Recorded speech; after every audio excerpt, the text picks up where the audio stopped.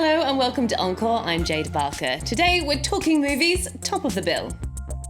In a world of his own, the high priest of whimsy, Wes Anderson is back with his 8th film, The Grand Budapest Hotel. The quirky director even creates his own country for the ramshackle adventure. Delve with us into a world where solitude and savagery rule. We talk to director Guillaume Vincent about his documentary Land of the Bears and why he decided to make it in 3D. And the story of strong-willed women. We take a look at family drama Auguste Osage County as it hits French cinema screens with Oscar-nominated roles for its leading ladies, Julia Roberts and Meryl Streep.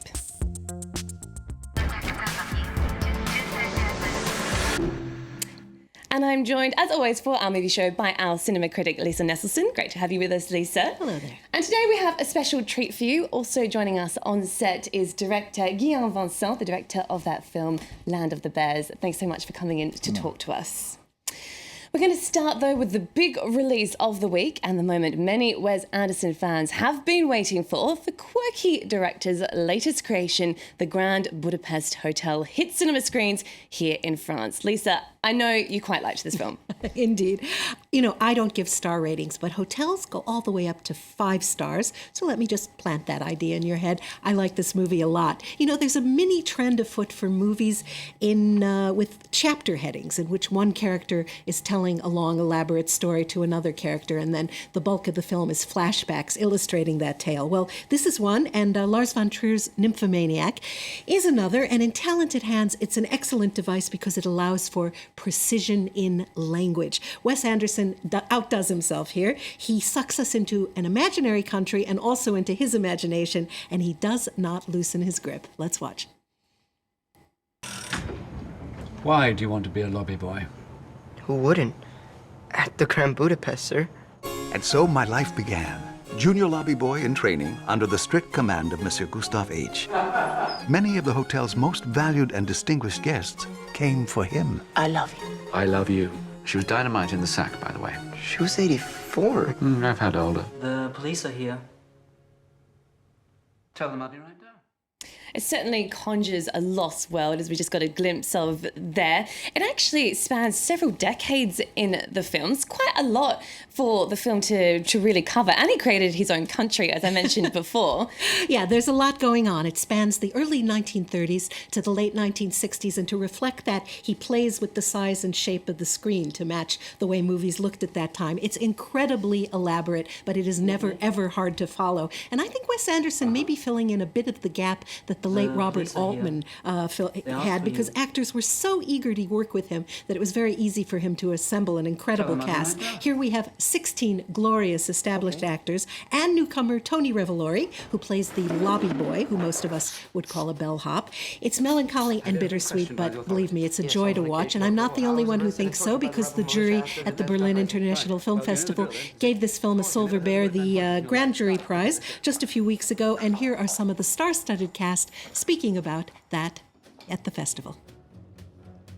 I was sent an amazing screenplay written by Wes, which was unlike anything else I'd ever read. And the first time he sent it, you said to me, "What part would you like to play?" That one, please.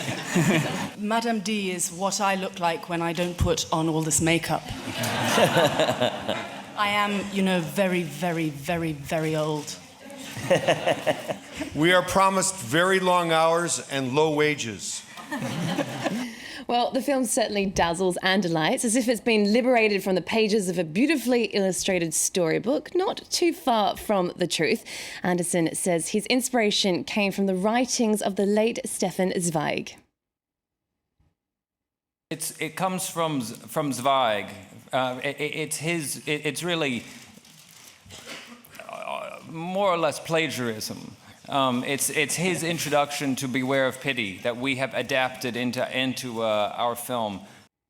All right, just quickly, Vincent, Guillaume, sorry, are you a fan of Wes Anderson films? Yeah, a lot. Especially Life Aquatic. It's kind of a wildlife movie in a way. So.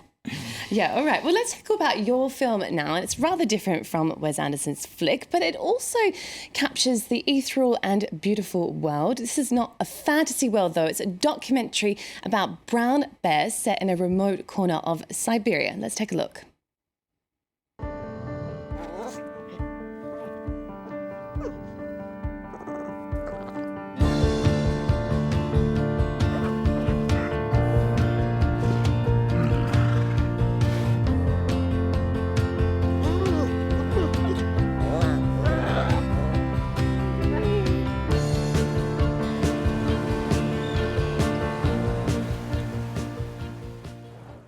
Yeah, it's absolutely stunning cinematography, as we just saw there. You really get the feeling that you're living with the bears, especially some of those scenes where you're in their dens with them. I've no idea how you managed to get that up close and personal.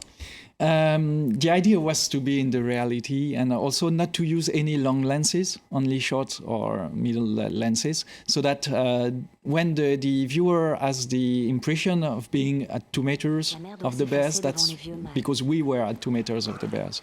That was the idea, to be in immersion, to be close to them, to live with them, very simply, but very close.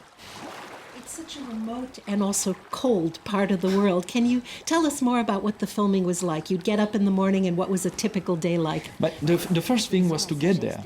So from the main city, there Petropavlovsk, we had to take a chopper, 5-6 hours without anything, any road, any electric device or anything. And then we were dropped. We had to install our camp. And we put an electric fence all around to be quiet in the evening without the bears. They make some intrusion anyway. But the idea was every morning to open that gate, the fence, to pass it, and to be in the world of the bears, and to respect their rules also. And that's also the idea of the film. Yeah. Did you ever feel that your life was in danger with such wild animals? No, not at all. Sometimes there was some fear, some danger, but we trust the guys who were with us and knows the bears. And, no, they have some excess of violence or things like that, but no aggressivity because they are not hunted there. So, but they know, the only men they know are scientists or guys like us. So they don't fear men, but they know what man is. So they accept us. This is the first nature documentary shot on location in stereoscopic 3D. So 2 cameras with you at all times. Was it harder than you thought to use that technique? Yeah, of course. Yes. A lot after. We didn't have the conscience really of all the difficulties, and the preparation was very heavy. Until the day before the shooting, we didn't know what to expect, really. And the first day of shooting, then in the evening, we watched the first footages, and it was just fantastic, brilliant, how everything looks like in 3D. So then we were, for all the shooting, we were quite happy. Yes. Do you think that 3D is something we're going to see in more in documentaries? It's very valuable in documentaries because it gives a sensation of reality, of all the furs, the stones, everything looks so real. Not hyper realistic, but just so real. But you have to have the good character to do it, because you have to be close, you have to feel the proximity, and it's not with all the animals that you can do it. Okay, well, the documentary is actually narrated in French by Marion Cotillard. Why did you choose her? Because I like her.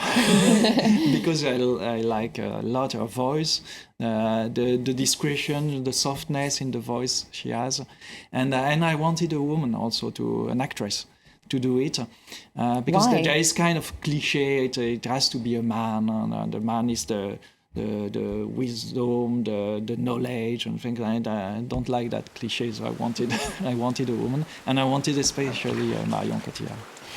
You mentioned there having a female voice narrating the story. To me, the impression that I got when I watched this documentary was that it wasn't just your typical nature picture, it felt more like a story. You know, you kind of got to know the bears as characters. You followed them throughout a year of their lives. Was this intentional, something that you were trying to Yeah, of course, there are characters in a way that they are individuals. They are very solitary, you know, also. But there are characters, but we don't give them names, or we don't force the narration. It's just natural, the natural course of life. And in the nature, you have some characters, naturally, and especially that young bear who has to face the world by his own. Okay, well, we have to leave it there, I'm afraid, but thank you so much, Guillaume Vincent, for coming on the set and talking to us about your documentary. Just a reminder, Terre des Ours, or Land of the Bears, as it's called in English, is out now in France and soon to be released worldwide. Thanks also, of course, to our film critic Lisa Nesselson for joining us, as always. And thank you to you two for tuning in. Just before we go, there's time to mention one last movie, also out this week in France. It's Oscar-nominated Auguste Osage County, based on the award-winning play by the same name. The family drama, directed by John Wells, features a star-studded cast and really questions the notion that getting together with your family can be fun. Meryl reigns supreme as the manipulative, monstrous matriarch, and she says many viewers will be able to relate to the dysfunctional family depicted. We've all been at holiday dinners where grown children come home to the family house where they haven't lived since they were children, and they bring their spouses, and there are multiple generations, and everyone is very, very well behaved for 2 courses of the meal. And then a little bit of this, and 30 years of resentments come. All right, we're going to leave you now with a clip from that film. Enjoy, and see you for more movie and culture news soon. So I'm curious, you don't eat meat of any kind? Right. When you eat meat, you ingest an animal's fear. Ingest what? Its fur? Fear. You can't eat fear. Our kid is trying to deal with this madhouse you've dragged her into. This madhouse is my home. Yeah, think about that statement for a second. I have an Indian in my house. They're called Native Americans, Mom. They aren't any more native than me. In fact, they are. Just call the dinosaurs Native Americans. Whoa!